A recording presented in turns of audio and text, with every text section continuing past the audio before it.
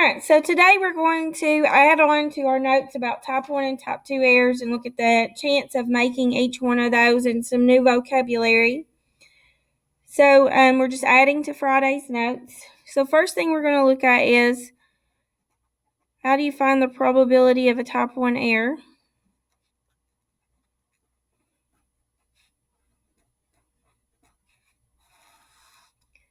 And so, probability of finding a type 1 error. So first of all, let's talk about what a type 1 error is. A type 1 error is the null is true, but we believe it to be false. Okay, so the null was true, and we should have failed to reject, but we rejected. So what bases that is looking at the alpha level. So the probability of a type 1 error is whatever your alpha level is. So if you set an alpha level of 0.05, right, then that means there's a 5% chance of making a type 1 error.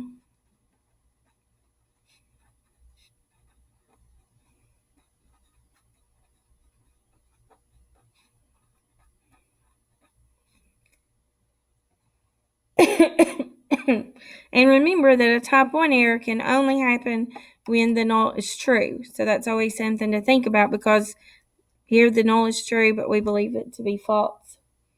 Now, the probability of a type 2 error is a little more difficult because there's a lot more parameters that we have to look at. And so this class, the AP exam and our textbook, doesn't even give us the actual formula for finding it. But they do give us a Greek letter to use and some things to talk about with that. And so we use the Greek letter beta for that to describe what a type 2 error is. So this won't be one that you'll be asked to calculate. A probability of a type 1 error you may be asked to calculate because you know whatever your alpha level was. This one you won't be asked to calculate, but it may be given to you, and then we use it to find some other things. And so what we're going to look at is what's called the power of a test. This is a new vocabulary term. And it depends on your type 2 error.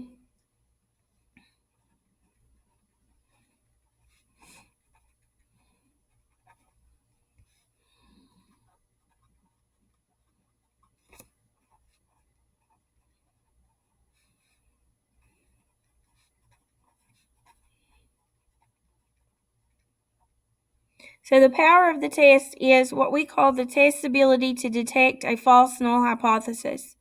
Its ability to detect if the null hypothesis is not true.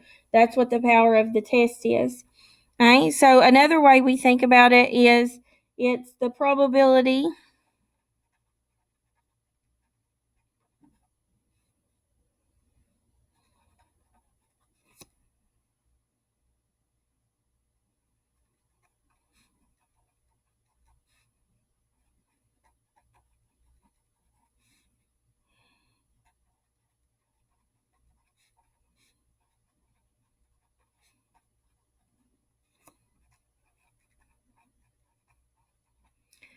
that when we do this test, we correctly reject a false null hypothesis.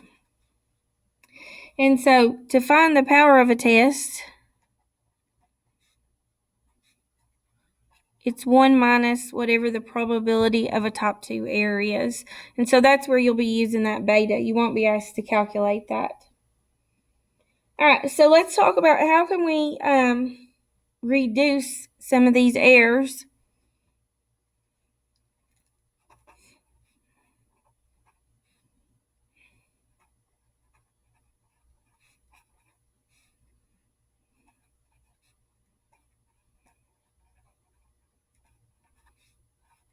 So one way is that we can reduce the probability of a type 2 error by increasing the probability of a type 1 error. So if I increase my alpha level, okay, then that increases my probability of making a type 1 error, but decreases my probability of making a type 2 error. And so where you want to decide on your alpha level really depends on the seriousness of each error. Is a top 1 error in context more serious, or a top 2 error in context more serious? Right? If top 1 is more serious, then we want to decrease that alpha level. If top 2 is more serious, then we want to increase that alpha level so that we can reduce the probability of making that top 2 error. But the only way to reduce both types of error